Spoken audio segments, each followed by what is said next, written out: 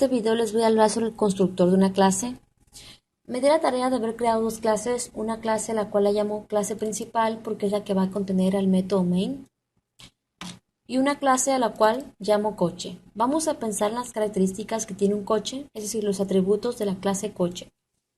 Un coche tiene un color, un coche tiene un precio y tiene una antigüedad. Vamos a poner los atributos como privados, como ya hemos visto anteriormente. Private, ponemos la palabra clave private para cada uno de los atributos. Tenemos tres atributos de la clase coche y los tres son privados. Como hemos visto anteriormente en el tema de los métodos setter y getters, lo que es los modificadores de acceso, para poder acceder a estos atributos no podemos hacerlo directamente.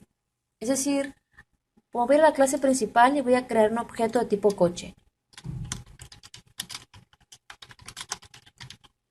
Este objeto que acabo de crear llamado C1 no va a poder acceder a los atributos de la clase a la cual pertenece.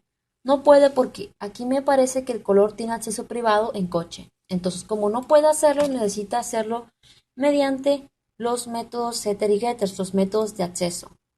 Pero también para poder inicializar los atributos de un objeto podemos utilizar un método especial que se conoce como constructor. Es decir, vamos a crear un constructor, pero antes que nada decirles que aunque nosotros no creemos un constructor, este se crea por defecto. Y cuando se crea lo hace sin parámetros. Vamos a crear un constructor.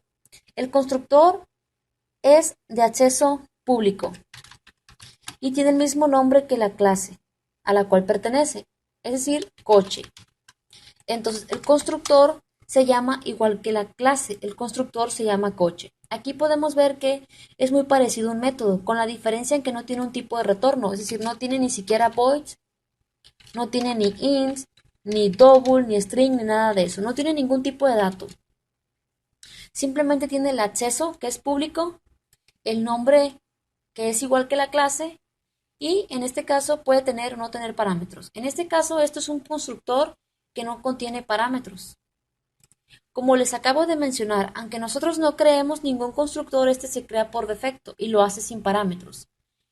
Cuando nosotros creamos objetos, el constructor de la clase es invocado. En esta parte creamos un objeto de tipo coche y se invocó al constructor de la clase. ¿Sí? Aunque no lo hayamos creado ese constructor, como les dije, se crea por defecto y en el momento en que es invocado, lo hace es decir, se invoca el constructor sin parámetros. ¿Por qué? Porque se creó por defecto un constructor sin parámetros. Pero una vez en que nosotros nos decidimos a crear un constructor y le damos sus parámetros, va a suceder lo siguiente. Vamos a ponerle parámetros a este constructor. Antes que nada les voy a demostrar que cuando nosotros creamos un nuevo objeto, el constructor de la clase es invocado. Y vamos a demostrarlo. Vamos a hacer que se muestre en pantalla algo que diga el constructor ha sido ejecutado. ¿Ok? Entonces, aquí creé un nuevo objeto llamado C1 y en esta parte, como les dije, cada vez que creamos un nuevo objeto se invoca el constructor de la clase. Entonces vamos a comprobar aquí.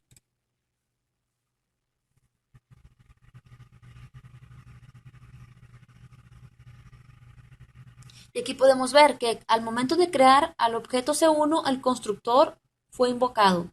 Y en el momento en que fue invocado, se ejecutó lo que está dentro de la línea de código del constructor, que es esto. Entonces, si creamos otro objeto de tipo coche, el constructor se va a volver a invocar. Cada vez que creemos un nuevo objeto, el constructor va a estarse invocando. Y aquí lo vamos a comprobar. Vemos que el constructor ha sido ejecutado, el constructor ha sido ejecutado. Es la segunda vez que se ejecuta el constructor porque hemos creado dos objetos. Y si nosotros creamos muchos objetos, aquí a cada objeto me marca error porque tengo que darle un nombre diferente. Le voy a llamar C3, C4, C5, C6, C7, C8. 8 veces se va a ejecutar el constructor porque hemos creado 8 nuevos objetos. Es decir, tenemos 8 objetos y cada objeto que se vaya creando, lo que va a suceder es que se va a invocar al constructor. Entonces, me voy aquí a la clase coche. En pocas palabras, el constructor es de acceso público, tiene el mismo nombre de la clase y puede o no puede tener parámetros. Si nosotros no creamos un constructor, este constructor se crea por defecto sin parámetros. Es decir, se crea de la siguiente manera, así, sin nada. Entonces, nos vemos en el siguiente video para ver cómo nosotros podemos utilizar el constructor de la clase.